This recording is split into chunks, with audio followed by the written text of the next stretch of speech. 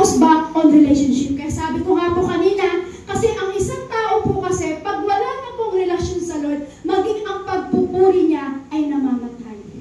Amen? Pero kapag may relasyon ka ng todo sa Panginoon, maging ang pagpupuri mo mas lalong nabubuhay, mas lalong nagiging alive, alive, alive, alive, alive, alive. Bakit? May relasyon ka pagdating sa ating Panginoong Jesus. So, ang pag-aaralan po natin, sabi niyan, bring your focus back on relationship. Na dapat tayo mga tao, na tayo po dapat ay muli nang mag-focus sa relasyon natin pagdating sa Lord. Kasi bakit po? Sabi po dito, nagtago sila Adan at Eva sa Diyos dahil sila'y nagkasala. Kaya lumalayo ang tao sa Diyos dahil alam niya na siya ay makasalanan. Kaya sabi po ng Lord, sabi niya, bring your back on relationship. Kasi dahil sa sobrang pagkakasala ng ating ninuno at tayo po ay nasalin po sa atin yung kasalanan ng ating ninuno na si Eva at si Adan, ang nangyari po, tayong mismong mga tao ay lumalayo sa Diyos. Bakit? Kaya po tayo lumalayo sa Diyos dahil sa ating mga kasalanan. Amen? Dahil sa ating kasalanan, kung bakit yung relasyon natin pagdating sa ating Panginoong Hesus ay nahahadlangan. Kung dahil bakit doon sa ating kasalanan, yung sin natin na nagagawa natin sa buhay, kaya ngayon tayo po ay nagtatago sa ating Panginoong Hesus. Nagtatago tayo ng katulad ni Eva at Adan, sila po ay nagtago, yung time na sila po ay nagkasala kay Yahweh. Ganon din po tayo ganon din po tayo sa kamaramihan po sa panahon ngayon. Dahil minsan sa pagkakasala po natin sa buhay, lahat naman po nagkasala, tama po ba? Amen. Sino po dito yung hindi nagkasala? Pakitaas po ang kamay. Wala po, diba? Lahat po tayo ay nagkaroon ng kasalanan. So, ibig sabihin po niyan, dahil sa kasalanan ng ating ninuno na minana natin, maging tayo po ay lumalayo na sa ating Panginoong Hesus. Kaya sabi nga, bring your back focus on relationship. Kailangan na natin fokusan kung paano tayo babalik sa relasyon natin sa ating Panginoong Hesus. Sino po dito yung parang dumating yung time na nalamig ka sa Lord? Ako po tataas. Dumating po ako sa time na yun. Sino po dito yung parang time na walang ka na ng gana sa pagsamba sa Panginoon? Ako po tataas. Naranasan ko po yun. Pero alam niyo po, dahil kahit naranasan po natin yung bagay na yun, pero sabi ng Lord, kailangan bumalik tayo sa Kanya. Kailangan huwag na tayo magtago na katulad na ginawa ni Eva at Adan. Kailangan mag-focus na tayo pagdating sa relasyon natin sa ating Panginoong Hesus. Para bakit po? Para yung mga bagay na nangyayari sa pagkakasala na gawa po natin, eh tayo po ay magsisi, hindi para magtago. Kasi ang kasalanan, kailangan pagsisihan. Tama po?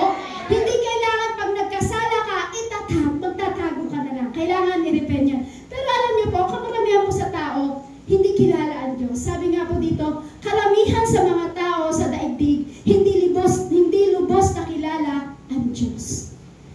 Tama po ba? Marami po dito sa ating daigdig na hindi lubos talaga ang Diyos. Hindi talaga lubos kilala ang Diyos. Ang iba kasi kilala nila ang Diyos subalit hanggang sa pagkakilala na. Paano po ba yun? Ay si Jesus, kilala ko si Jesus, siya yung ating Panginoong Hesus. Si Jesus, siya yung ipinako sa krus. Ibinigay yung buhay niya para sa atin. Pero alam niyo po, marami sa atin na hindi kilalang lubusan ang ating Diyos na tagapagligtas. Kahit nga po Kristiyano minsan hindi niya alam kung ano yung level ng relasyon niya pagdating sa ating Panginoong Hesus. Sino po dito yung nakakaalam na kung ano yung level ng kanyang relasyon pagdating sa Lord? May tataas po ba ang kamay? Wala po, diba? Kahit sino, hindi natin alam kung hanggang saan yung level ng ating relasyon pagdating sa ating Panginoon. Bakit nga po? Kasi nga po, maraming Kristiyano o maraming tao na hindi lubusang kilala ang ating Panginoong Hesus. Ito po ang tanong. Ito po yung tanong ng maraming tao. Sabi nila, ang tanong nila, bakit kita ilalagay? Saan ko ba ilalagay? Kasi question mark nga po, hindi nakilala ang Diyos So maraming mga tao, ang tanong nila, saan ko ba ilalagay? Sa sulok ba? Sa barkonahe ba? Doon ba sa likod ng bahay? Doon ba sa bakuran? So marami po kasi ngayon, sa panahon ngayon, maraming nawala ang relasyon pagdating sa Lord. Kaya hindi nila kilala ang Diyos. So bakit po? tignan niyo po, maraming nagtatanong na, saan ko ba ilalagay? Alam niyo po, bilang ikaw nakakilala sa Panginoon, ilalagay mo ang ating Diyos dito sa puso.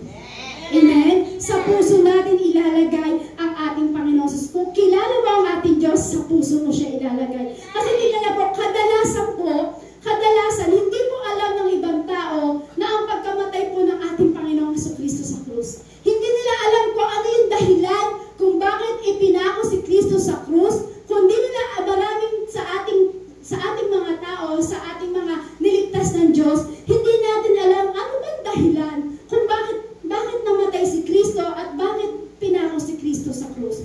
Alam niyo po, yan yung kadalasan na hindi alam ng maraming tao. Sabi nga po sa Efeso chapter 4, verse 17 to 24, sa pangalan ng Panginoon, binabalaan ko kayo, huwag na kayong mamuhay tulad ng mga hindi sumasampalataya. Walang kabuluhan ang kanilang iniisip at wala silang pangunawa dahil sa kanilang kamangmangan at katigasan ng ulo. Wala silang bahagi sa buhay ng kaloob ng Diyos. Sila'y naging alipin ng kahalayan at wala silang kahihiyan. Wala na silang inatupag kundi pawang kalaswaan.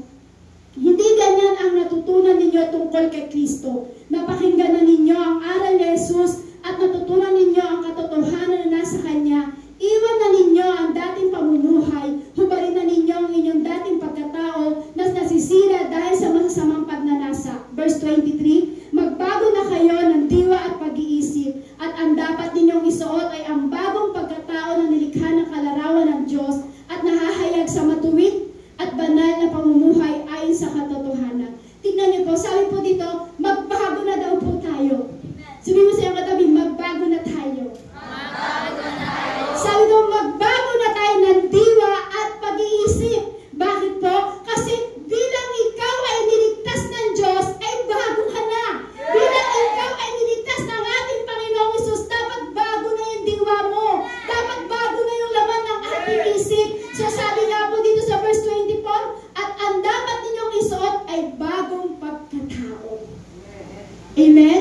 Yung dating luma mong pagkatao, hubarin mo na yung kapatid. At isuot mo na ngayon dahil ikaw ay may relasyon na muli sa ating Panginoong Hesus, isuot mo na ngayon yung bagong pagkatao na ibinigay sa iyo ng ating Panginoong Hesus. Amen?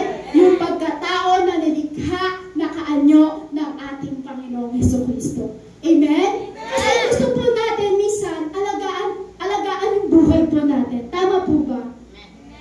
Di ba minsan lagi nga eh. Di ba? Minsan po kasi, minsan sa isang tao, gusto niya, lagi niyang inaalagaan yung kanyang sarili. Tama po? Pero alam niyo po minsan, ayaw naman nating ituon ang ating relasyon pagdating sa Diyos. Kung ang katawan po natin, kung ang sarili po natin ay inaalagaan natin, dapat ganun din po. Alagaan mo rin yung relasyon mo pagdating sa Lord. Sabihin mo sa iyong katabi, kung ang buhay mo ay inaalagaan mo, dapat alagaan mo rin ang relasyon mo pagdating sa Diyos. Kailangan po yun. Kasi kung paano mo iniingatan ang sarili mo, kung paano mo nililinis, kung paano mo pinababanguhan, kung paano mo sinusuotan na magagandang damit, dapat ganun din ang relasyon mo pagdating sa Lord. Dapat binibihisan mo yan ang salita ng ating Panginoong Hesus. Amen? So dapat lagi tayong nakatuon pagdating sa relasyon sa ating Panginoong Jesucristo. Amen? Kasi kung titignan po natin, marami po sa panahon natin ngayon, ay nakatuon na lang ang tao sa pera. Tama po? Ako, opo. Kailangan ko tumuha sa pera. Pambayad natin sa kuryente dito sa church at renta. Amen? Pero alam po, marami po talagang tao sa panahon po natin ngayon, marami po tao ngayon talagang minsan nakatuon na sa pera, sa hanap buhay, minsan sa pamilya, minsan sa kalayawan ng mundong ito, o kung ano-ano pa. Kasi bakit po? Kasi pag tayo po ay walang relasyon pagdating sa ating Panginoong Hesus, yan po yung mga bagay na yan ang pagtutuunan ng ating pag-iisip. Amen? Yung kalayawan, pagtuon sa pamilya, sa hanap buhay, hindi masamang maghanap buhay. Basta wag mo lang tatanggalin ang relasyon mo pagdating sa ating Panginoong Hesus. Amen? Kasi kailangan po yan eh. Kasi bilang ikaw na, bilang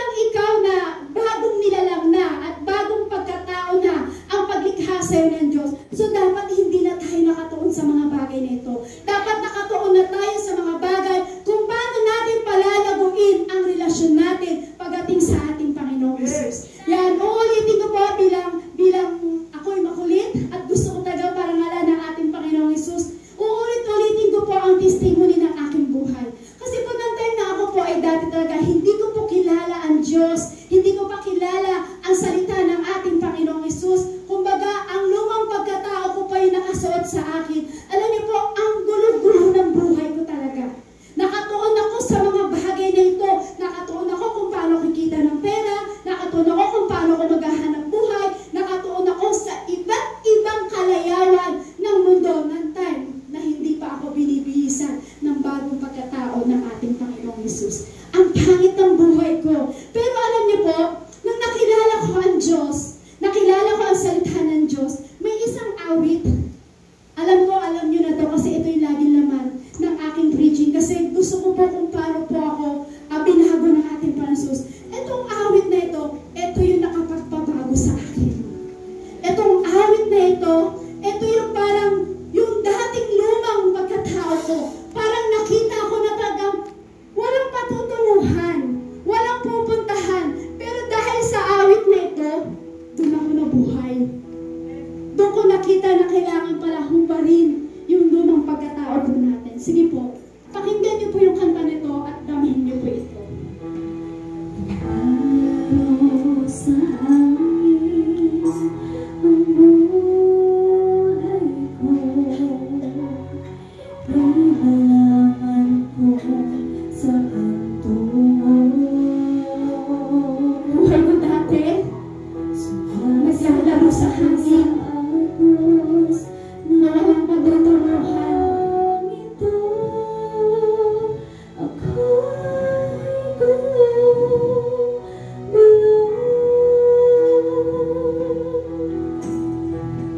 Di ko na malaman kung ano ang gagawin sa buhay ko. Nantay na ako po'y gulong-gulo na hindi ko na alam kung anong gagawin ko sa buhay ko. Kasi sobrang sama ng aking pagkatao. Nantay na hindi ko kilala ang Diyos. Kataguran ng langit na darama ko.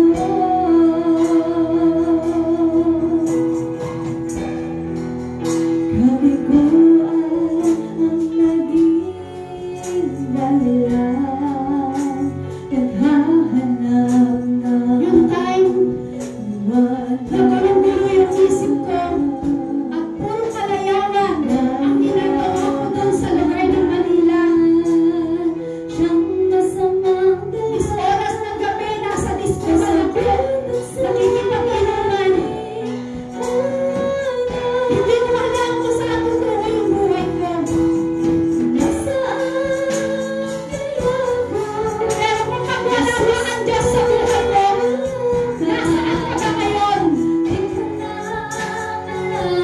Ano ba ngayon sa buhay mo? Kung wala ang Panginoong Hesus sa buhay mo ngayon, maaari nasa langit pa ako. Di lang kung saan na tungo. Hindi ko po makakalimutan yung kanta na yan. Yung time, ang pangit-pangit ng buhay ko. Yung time na wala akong relasyon sa Diyos. Yung time na hindi ako marunong humahawak ng Biblia. Ang alam ko lang magsayaw, magdisko, uminom, manigarilyo, barkada. Yun ang alam kong gawin sa Manila. Pero meron akong isang kaibigan na nagdala sa akin sa ganitong gawain. Yung time na naghihiling yung pastor sa church nila, kinanta po yan. At yan yung kanta na yan na nagpabago ng buhay ko. Sabi ko, ganun pala pag walang relasyon sa Lord. Kapag wala ka palang relasyon sa Lord, di mo alam kung ano patutunguhan mo. Meron sumagi sa isip ko po dyan yung time na yun. Oo nga. Kung wala ang Hesus Kristo sa buhay natin, ano ka ngayon, kapatid? Kung wala ang Diyos sa buhay mo ngayon, ano kaya meron ka ngayong buhay? Nakipasasalamat ko po sa Lord na kahit gaano kalaki yung aking kasalanan,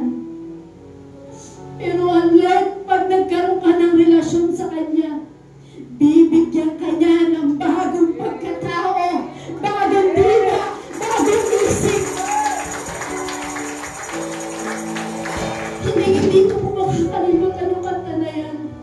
Yan po yung kanta na yan na talagang kumukingkil sa aking isip at sa aking puso. Kung titignan ko lahat ng bagay na ginagawa ko po sa Manila, ang pangit talaga. Sobrang pangit. Alam niyo po, dahil sa awit na yan, kasi nga po mahilig po ako mag-disco, kaya so parang ang hilig ko po ay mag-worship, dati pong umawit, sumayaw. Pero nang time na nakilala ko po ng todo ang Diyos, doon ko po natutunang mag-worship sa Lord. Doon ko po natutunang sumayaw sa Lord. Bakit po? Dahil pag may relasyon ka sa ating Panginoong Hesus, matututo kang sumayaw at magpuri sa ating Panginoong Hesus. So ano po ba ang pinapakita ng ating Panginoong Hesus po dito? Sige po, palakpakan po natin ang ating Panginoong Hesus. Napakabuti mo ang ating Panginoong Hesus. Hallelujah. Hindi po mawawala po yan tuwing ako po'y magpipreach. Kasi gusto ko po ipakita at gusto ko pong ipagsigawan sa maraming tao kung paano po ako binago ng ating Panginoong Hesus.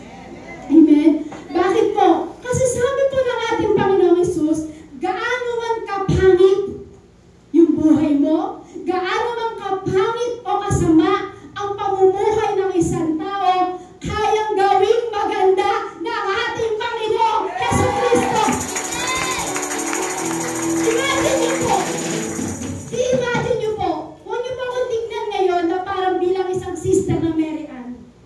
Tignan niyo po ako bilang isang Mary Ann lang. Kung titignan niyo po ako, ang pangit talaga ng buhay ko. Sobrang pangit. Halos napariwara po talaga ako. Halos kung titignan ko po talaga, hindi maganda yung naging nangyari sa aking buhay. Sobrang pangit. Napakapangit po talaga. Hindi ko man po siya maisiwalat sa inyo. Ang Lord po ang nakakaalam. Pero kung sabihin ko po siya, sobrang pangit po ng pangyayari sa aking buhay. Pero alam niyo po, pinakita ng ating Panginoong Hesus, kapag may relasyon ka pala sa Kanya, gaano mang kapangit at kasama ang iyong pamumuhay, ibig sabihin niya, kayang gawing maganda ng ating Panginoong Jesucristo. Bakit? Paano po? Di ba dating ako'y isang nasa diskuhan, laman ng diskuhan, laman ng inuman, laman ng sigarilyo at barkada. Pero alam niyo po, namangha po ako sa Diyos. Nang nakilala ko po ang Diyos at nagkaroon ko ng relasyon sa Panginoon at nalaman ko ang salita ng Diyos, unti-unting naging maganda ang aking pamumuhay. Glory to God. Hallelujah. Sa pamamagitan ng ating Panginoong Hesus, ito yung bilang pasasalamat ko, kundi i-preach o i-share ang salita ng ating Panginoong Hesus. Kasi pag tayo po nag-share ang salita ng Diyos, may relasyon po tayo sa ating Panginoong Hesus, napakaganda na ng ginawa ng ating Diyos sa ating buhay. So, paano po yun? Pag tayo po pala, kahit gaano kasama, gaano kalaki ang nagawa mong kasalanan, o bilang isang tao, napakalaki ng kasalanan na nagawa mo, kaya-kayang pagandahin ng ating Panginoong Hesus yan. Paano po? Paano po mapapaganda ng ating Panginoong Hesus po yan? Sabi po sa number 1, power does not travel in words, but in relationship. Ang kapangyarihan daw po ay hindi salita, ngunit ang relasyon. Amen? So, ibig sabihin niya, power does not travel in words, but in relationship. Ang kapangyarihan daw po pala, kumbaga, yung salita po ng ating Panginoong Hesus, sabi po dyan, hindi magkakaroon ng power yan, hindi magkakaroon ng bisa yan, kung wala kang relasyon pagdating sa ating Panginoong Hesus. Magiging maganda lang ang pamumuhay mo pagdating sa harapan ng Diyos, o magiging maganda ang buhay mo, kapatid, kapag meron ka ng relasyon sa ating Panginoong Hesus. Sabi nga po kanina, bring your back focus on relationship. Kasi sa dami ng ating pinagdaanan sa buhay, tayo po ay nagtago na. Kaya sabi ng Lord, bring back, sabi niya, focus on relationship. Kailangan bumalik na tayo. Dapat bumalik na tayo sa mission natin sa ating mga, huwag na tayong magtatago. Kasi kayang gawin ng Diyos na napakaganda ang buhay mo. So, ibig sabihin yan, kailangan mabuhay ang salita ng Diyos at ang relasyon natin pagdating sa ating Panginoong Hesus. Sabi po dyan, you can read God's word, you can quote it, you can speak it out boldly, but if you don't have relationship with God, His word will not come alive in your life. Sabi po dito, sa ating binabasa, mababasa mo daw ang salita ng Diyos, pwede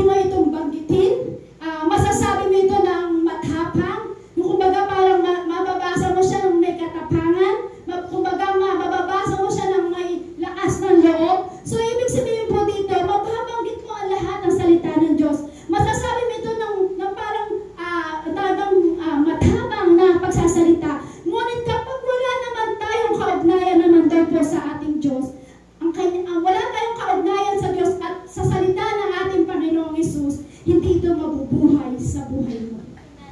Kaya mong banggitin, kaya mong basahin ang salita ng Diyos, kaya mong isigaw ang salita ng Diyos, kaya mo itong banggitin na may parang lakas ng loob. Pero alam niyo po, kaya mong gawin ito. Pero kapag ikaw ay walang kaugnayan sa salita ng Diyos at wala kang relasyon sa ating Panginoong Hesus, kailanman hindi mabubuhay ang salita ng Diyos sa buhay mo. Kaya kailangan may relasyon tayo sa Lord. Amen? Kailangan may kaugnayan tayo sa salita ng Diyos para maging maganda ang buhay mo, kapatid. Kailangan mag-uugnay tayo sa salita ng ating Panginoong Hesus. Amen? Kasi kailangan mabuhay ang salita ng Diyos sa buhay mo, kapatid. Kailangan mabuhay. Kailangan isinasabuhay. Kasi minsan, bilang mga tao po, minsan nababanggit natin ito. Minsan nababasa natin ito. Minsan nga po, talagang pinagsisigawan pa natin ang salita ng Diyos. Kailangan po lamang mabubuhay ang salita ng Diyos. Kahit ipagsigawan mo yan, kung hindi naman nakaugnay kay Kristo ang salita ng Diyos, wala po saysay po yun. Kasi bakit po? Para tayo po ay maging maganda ang relasyon natin sa Lord, kailangan mabubuhay ang salita ng ating Diyos sa ating buhay. Dapat pag nabuhay, isinasabuhay. Sabihin mo sa iyong katabi, kapag nabuhay, isinasabuhay. Alam niyo po, kailangan po yun. Kasi ang relasyon natin sa Diyos, siya po yung nagpapatunay na nabubuhay ang kanyang salita sa mga tao. Tama po? Pag ikaw ay nabuhay, dapat isinasabuhay. So dapat pag isinasabuhay mo yan, so meaning may relasyon ka na sa Diyos. Tama po? So ibig sabihin yan, may relasyon ka na sa Diyos na dapat ito ay nagpapatunay na nabuhay sa iyo ang salita ng Diyos. Amen? Nabubuhay na sa iyo ang salita ng Diyos kapag isinasabuhay mo ang salita ng ating Panginoong Hesus. Doon mo siya maisisigaw. Doon mo siya makabasa ng mataas. Kapag isinabuhay mo na ang salita ng ating Panginoong Hesus. Alam niyo po ang salita ng Diyos, walang iba kundi ang ating Panginoong Hesus. Yung nababasa po natin sa Biblia, walang iba kundi si Yesu Kristo po ito. Amen? Si Jesus po yan. Pag si Jesus po ay nabasa mo ang salita ng Diyos at ito'y si Jesus, pag ito'y binabasa mo, kapatid, at si Jesus yun, alam niyo po ba, siya na ang nagpapatakbo ng buhay mo. Amen? Sabi ko nga po na hindi ko po kilala ang Diyos, dati nagpapatakbo ng buhay ko ang demonyo. Ito po yun. Kasi lagi ako sa diskuhan, naninigarilyo, umiinom, pero nagkaroon ako ng relasyon sa Lord, siya na pinagpapatakbo ng aking buhay. Amen? Sino po ngayon sa inyo ang nagpapatakbo ng buhay niyo? Po, parang hindi nila kilala. Sabi nga po, kapag may relasyon ka na sa Lord, at naisa sa buhay mo ang salita ng Diyos, nabubuhay sa iyo ang salita ng Diyos, alam niyo po ba, kapatid? Ang Diyos na po ang nagpapatakbo ng buhay. Amen? Ang Diyos na po ang nagpapatakbo po niyan. Amen? Parang kumbaga sa isang sasakyan. Example po, sa isang sasakyan, kapag walang gasolina, tatakbo po ba ito? Subukan mo nga, magbumili ka ng sasakyan. Tingnan mo nga, wag mong pag-gasolina, tingnan ko kung makakarating ka sa pupuntahan mo. Hindi po, di ba? So, ganito po yun. Bilang si Yesu Kristo na po ang nagpapatakbo ng buhay natin, alam niyo po ba, kung sa sasakyan ay kailangan lagyan ng gasolina, bilang ikaw ay may relasyon sa ating Panginoong Hesus, ang gasolina mo, ang salita ng Diyos. Ang pinaka-gasolina mo sa buhay mo, kapatid, ang salita ng Diyos, na siya ang nagpapatakbo na ng direksyon ng buhay mo, na dati ang buhay mo ay parang mapapahaba ka, pero may relasyon ka at nabuhay sa iyo ang salita ng Diyos. At sa Yesu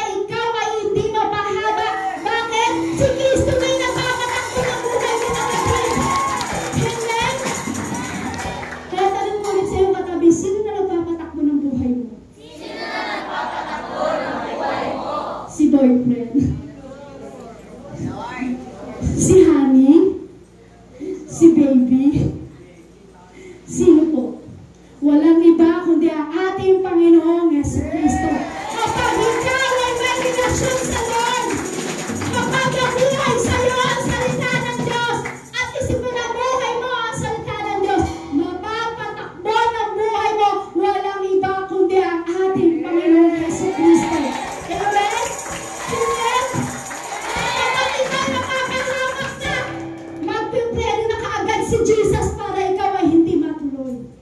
Amen? Yan ang kabutihan ng ating Diyos pag tayo ay may relasyon sa ating Panginoong Jesus.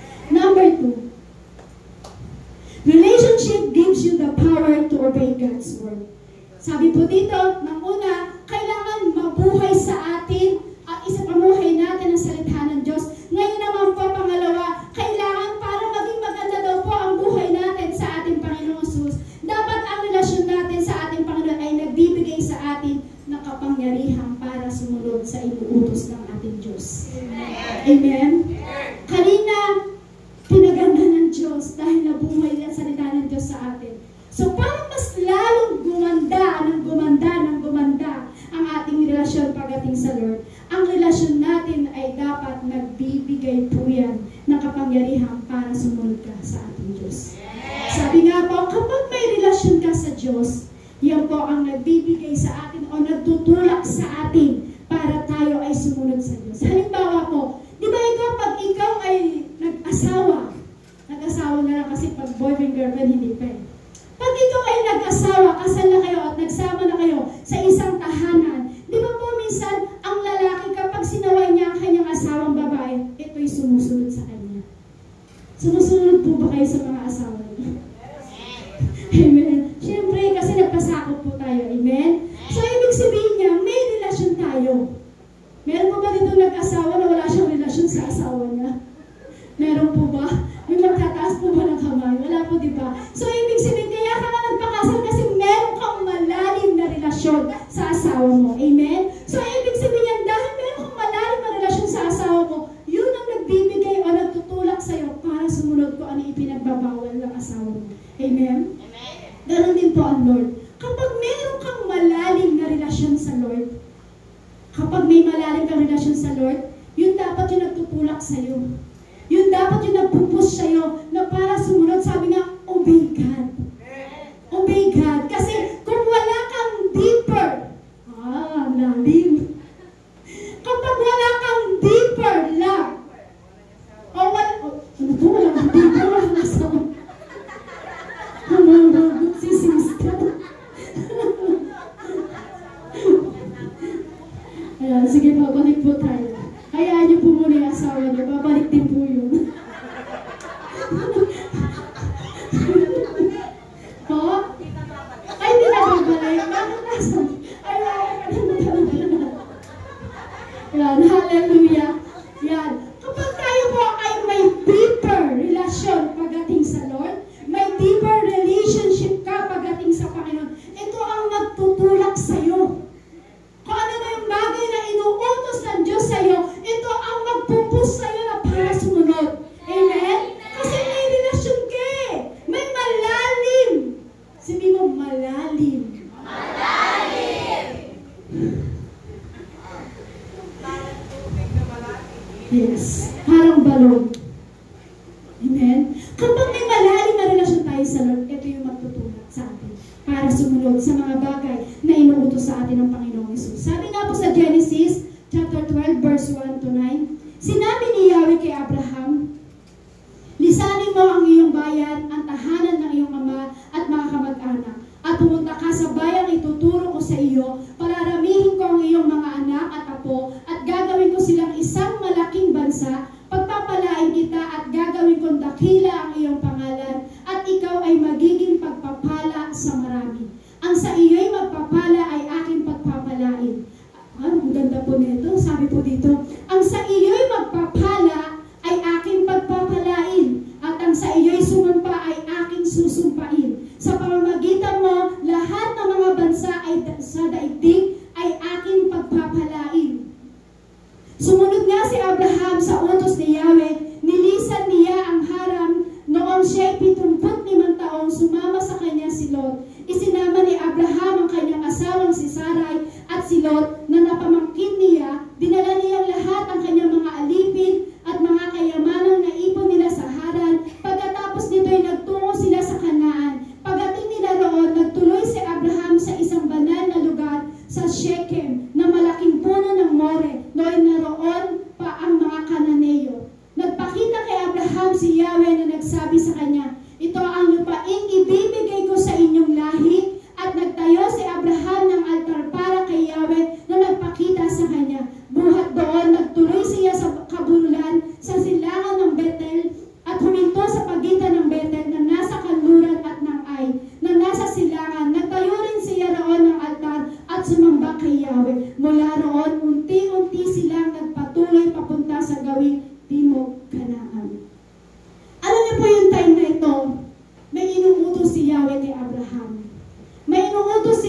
Abraham na kailangan bilang siya ay merong relasyon kay Yahweh, ito nagtulak sa kanya para sumunod. Kasi pinalisan po sila ni Yahweh dun sa lugar na kanilang kinalalagyan. So ano po ibig sabihin? In short po, sumunod si Abraham sa Diyos. Sumunod si Abraham kay Yahweh sa lahat ng ipinag-uutos ni Yahweh kay Abraham. Sinunod niya po ito. Bakit? Kasi may relasyon siya sa ating amang Diyos. Amen? Kaya nga po, diba, sabi nga po doon kanina binasa po natin sa Genesis chapter 12 verse 4, sabi po doon, sumunod nga si Abraham sa utos ni Yahweh, nilisan niya ang Haran noong siya'y 75 taon, sumama sa kanya si Lot.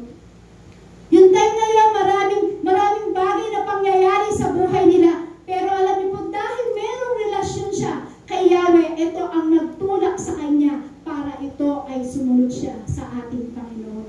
Amen? Ang pagsunod po kasi ni Abraham sa Diyos, ito po yung susi. Ito po yung susi na mapalapit ang ugnayan niya sa Diyos. Ganon din po tayo, kapatid. Kapag meron kang relasyon sa ating Panginoong Hesus, at may relasyon ka, at meron kang pagsunod sa ating Panginoong Hesus, di niyo po ba alam, ito yung susi para tayo mapalapit ng todo sa ating Panginoong Hesus. Ito po yung susi, kapatid, para tayo ay mapalapit at matinding ugnayan pagdating sa ating Diyos. Kasi bakit po? Kasi may relasyon ka na sa Lord eh. Halimbawa po, di ba? Ang isang anak, di ba, pag sunod ng sunod, meron po ba mga anak na sunod pa ng sunod? Wala na po? Sabi po ng mga nanay, wala na daw. Apo na lang. Aray ko po, nanay. Kasi tignan niyo po ang anak po kapag sunod ng sunod sa kanyang tatay at sa kanyang nanay, lalong napapamahal sa magulang. Tama po?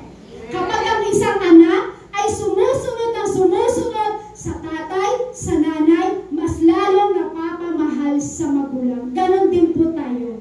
Kapag may relasyon ka sa ating Diyos at ikaw ay sumusunod sa inuutos sa'yo ng ating Panginoong Hesus, hindi mo ba alam, kapatid, mas lalo kang lumalalim ang pagmamahal mo sa ating Panginoong Hesus Kristo. Kapag sunod ka ng sunod sa ating Diyos, ang namang ipinag-uutos ng Diyos sa iyo, at hindi ka sumuko at sumusunod ka lang, hindi mo ba alam, kapatid, mas lalo kang napapamahal sa ating Diyos. Mas lalo kanyang minamahal. Amen? Mas lalo kanyang minamahal. Kasi kung titignan po natin kung saan kapag sumusunod sa atin, di ba minsan sinusunulan pa natin. Ang bait naman ng anak ko, ito 100, sige magmerienda ka na. O ito 200, magpaload ka na. Meron po bang ganong mga nanay? Wala rin. Mahapag yung Diyos. Hindi ito po, kasi natanda ko po, tamad po ako eh. Kapag inutusan ako ng magulang tatay ko, maghugas ka ng pinggan. Eh ako naman po, dahil alam ko naman po na pag ako sumunod doon, sa pag sinabi ng tatay ko na maghugas akong pinggan, pag ako'y sumunod doon, meron po akong 20 pesos. Alam niyo po ba, doon po sa panahon ko po, mahalaga na po ang 20 pesos, malaki na. Tama po. Ngayon yung 20 pesos, parang 2 pesos na lang. 2 pesos na lang. Pero alam niyo po, mas lalo parang napapamahal sa akin yung magulang ko. Itong anak ko, ang bait-bait, marunong maghugas ng pinggan. Tapos mamaya, anak, masahin mo nga ako. Si Papa naman, utos ng utos eh. Eh ako po kasi mahilig mag-Chinese garter yan. Yan po kasi yung araw ng laro natin. Tama po? Diba? Patintero, piko. Ngayon, hindi na. Iba na ang laro ng mga bata. Kaya ngayon, kapag inutusan mo, si nanay naman eh, naglalaro pa ako eh. Yan na ngayon. Amen? Pero alam niyo po, kapag tayo po ay may relasyon pagdating sa ating Panginoong Hesus, pag tayo po ay merong malalim na relasyon sa Lord at bumalik tayo sa ating relasyon pagdating sa Panginoon, ano mang ipinag-uutos sa atin ng ating Panginoon, susundin po natin yan. So, ibig sabihin niya, kapag sinunod natin ang sinunod, ang utos ng ating Diyos, alam niyo po ba, mas lalo kang minamahal ng Diyos. Kapag sinusunod mo ang utos ni Yahweh, mas lalo kang mamahalin ng Diyos, mas lalo kang magpapalain, mas lalo kang magagalingin ng ating Diyos. Katulad ni Abraham, na sumunod si Abraham kay Yahweh bilang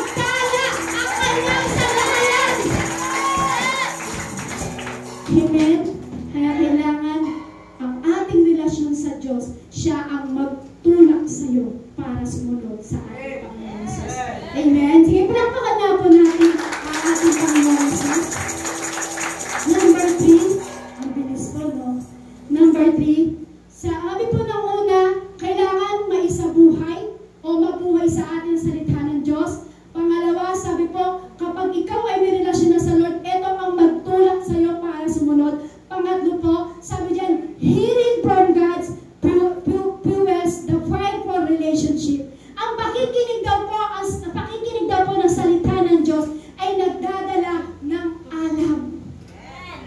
Kapag nakikinig ka ng salita ng Diyos, ito ay nagdadala ng alam ng relasyon mo sa ating Panginoong Jesucristo.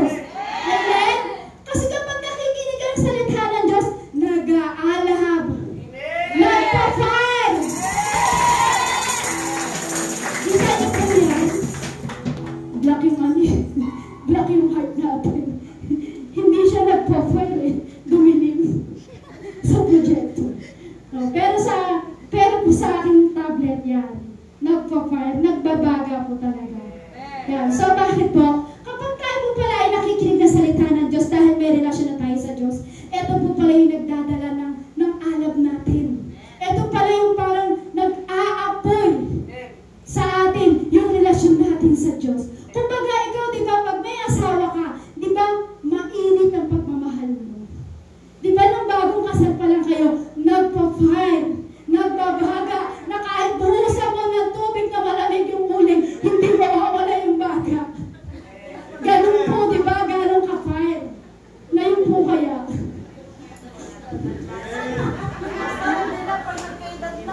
Oo, pag nagkaya. Pero may konting sweet pa rin po. May konting fire pa rin. Tama po. Ba't ba tayo nauwi sa mga asawa natin? Walang mangyari, okay pa sa yeah. So, ganito po yun.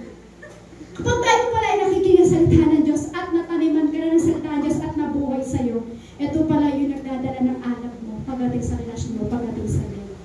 Amen? Dapat yung pag-ibig mo sa Lord, yung pag-ibig mo sa Lord, yan dapat ang nag-aapoy. Kadalasan puminsan sa buhay natin, ang nag-aapoy ang ating ulo. Parang nag-i-amen yung mga tatay, ah. Mga nanay, mukhang mali yata yung nasabi ko dito. Saan na ba tayo napunta? Bago yun. Kasi kailangan yung pag-ibig. Yung pag-ibig natin sa Lord. Dahil nabuhay yung salita ng Diyos sa'yo. Dahil isinasabuhay mo ang salita ng Diyos sa'yo. Dahil na isabuhay mo, may relasyon ka, nagpa-fire! Fire! Fire! Fire! Alam mo sa ating Panginoong Jesus! Pandaghan! Nagbabaga!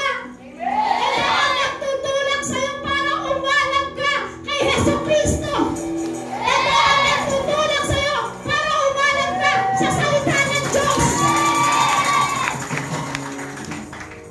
Fire!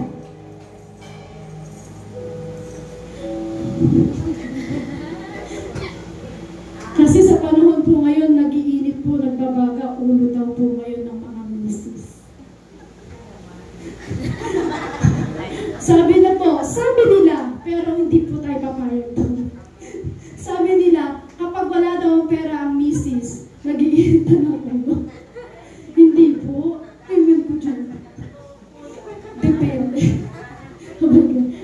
So, saan tayo nakakarating yan? Sige po. Balik po tayo sa ating pinag-aaralan. So, dapat, bilang ikaw ay nakikinig sa salita ng Diyos, so, dapat po kailangan ang salita ng Diyos ay nag-aalab sa atin. Pag ikaw ay may deeper love o may deeper relationship pagdating sa Lord, kailangan nag-aalab yan. Kailangan nag-fire yan sa ating Panginoong Hesus. Tama po? Kung paano ka nag-fire ng pagka-inlove mo sa asawa mo, dapat pag ikaw ay may relasyon sa Diyos, kailangan mas grabe ang pag-aalab pagdating sa relasyon mo, pagdating sa ating Panginoong Hesus. Sabi nga po sa Genesis chapter 12 verse 7, nagpakita kay Abraham si Yahweh na nagsabi sa kanya, ito ang lupaing ibibigay ko sa inyong lahi, at nagtayo si Abraham ng altar para kay Yahweh na nagpakita sa kanya. Sabi po dito sa Genesis chapter 4 verse 7, nagpakita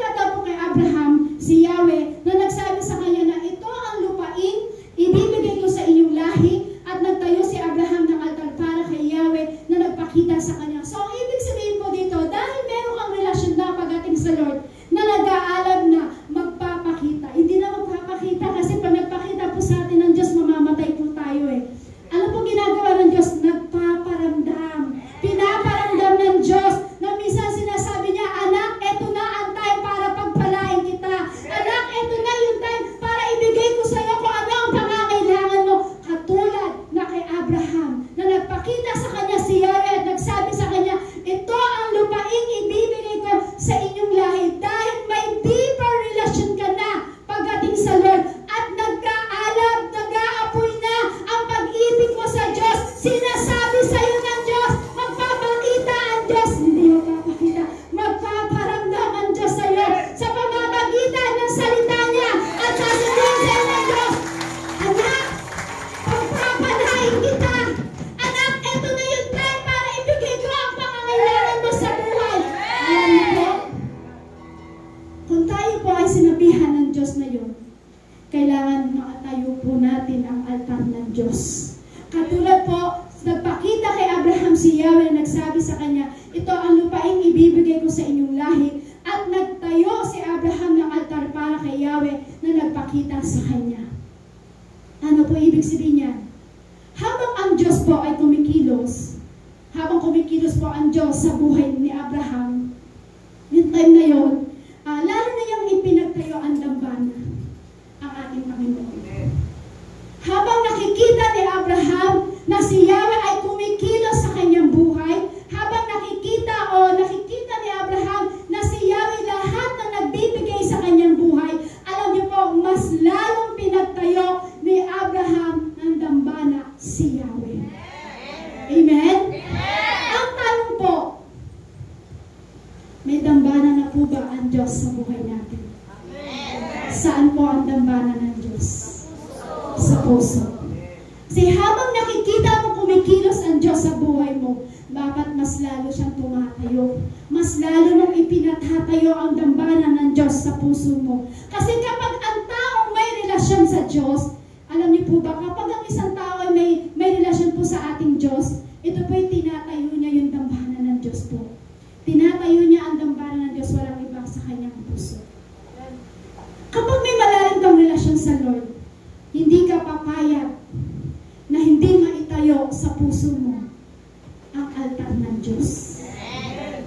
Hindi ka papayag na hindi matayo ang altar ng Diyos sa puso mo. Kasi bakit po? Kung titignan po natin, kung sa physical na ugnayan ng tao at sa Diyos, kung titignan po natin yun, mahalaga sa Kanya ang sumamba. Tama po? Kung titignan natin yung ating buhay at yung Diyos na makapangyarihan, siyempre po mahalaga sa ating Diyos na sumamba tayo at magparangal para sa Diyos. Mahalaga po yun. So bakit po?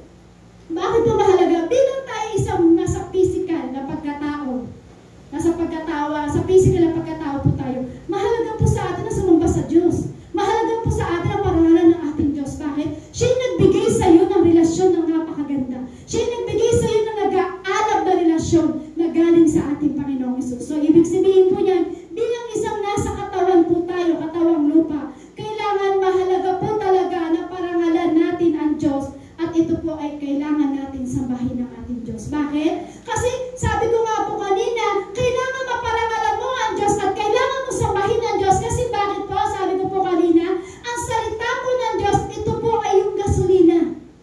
Kung sa sasakyan kanina, ay kailangan lagyan natin ng gasolina para umandar. So, ibig sabihin po yan, ang salita ng Diyos ay gasolina ng ating kaluluwa.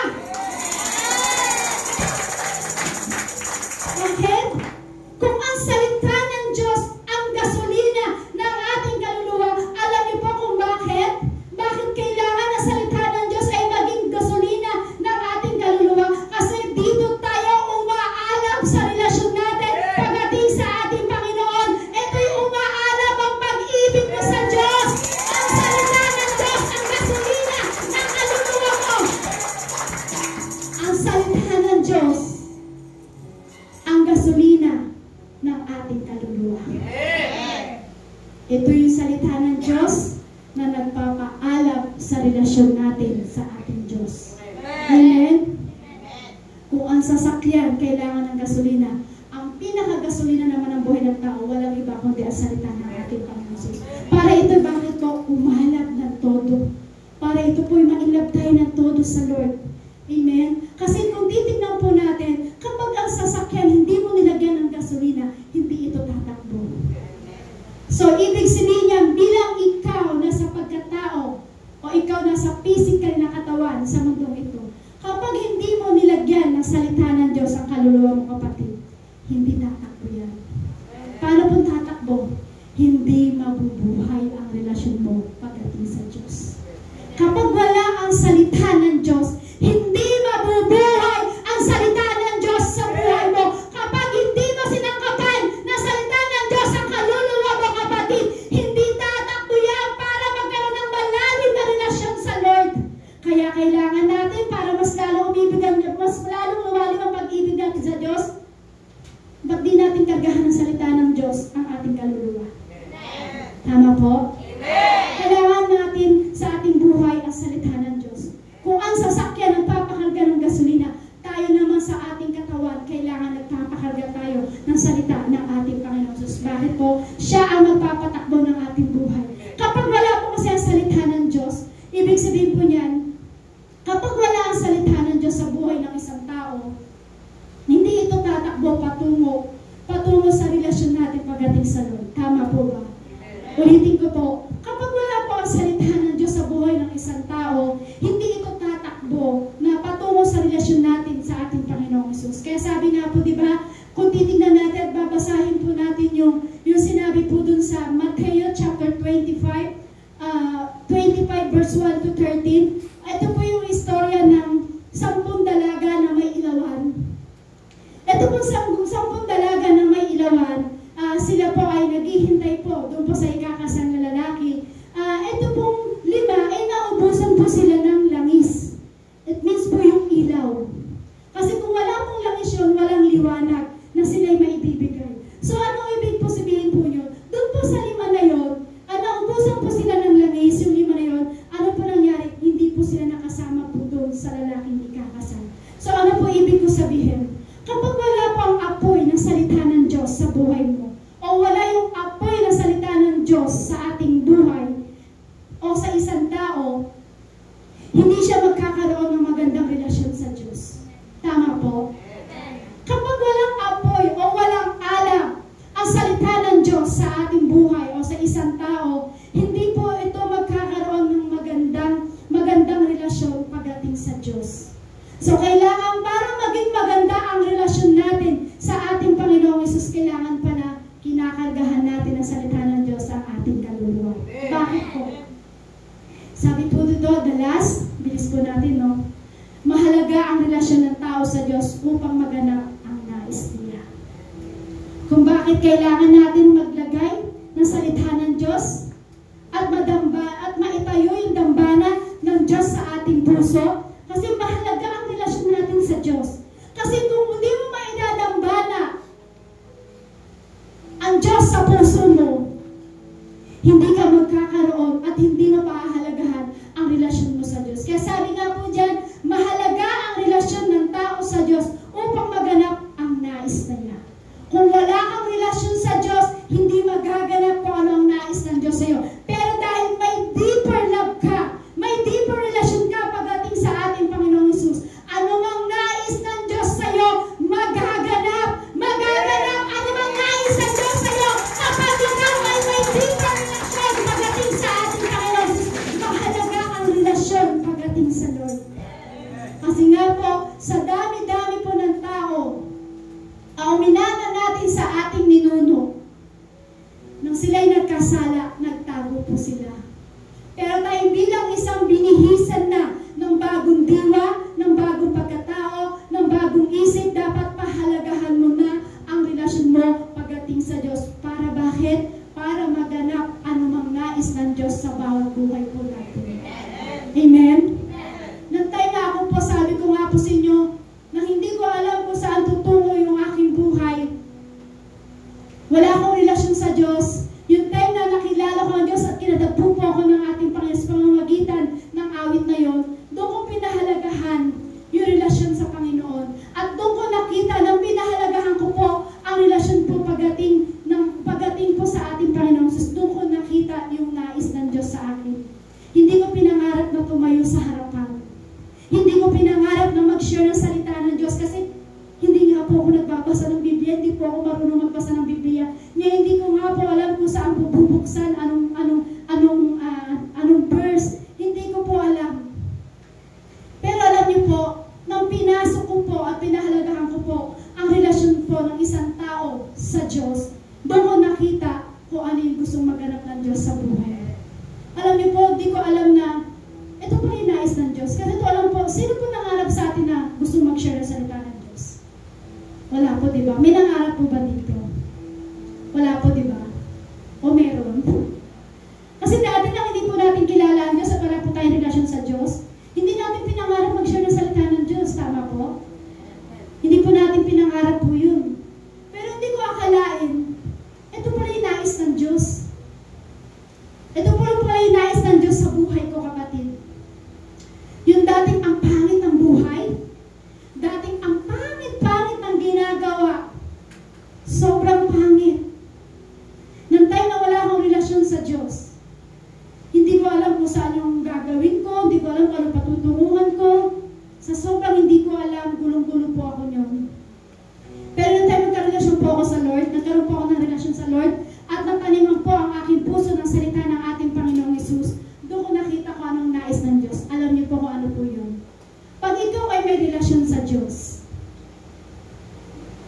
at ikaw ay talagang malalim na relasyon sa Diyos, at ang puso mo ay nataniman ng salita ng Diyos, alam niyo po ba, ang nais ng Diyos, bihisan ka ng bagong pagkatao.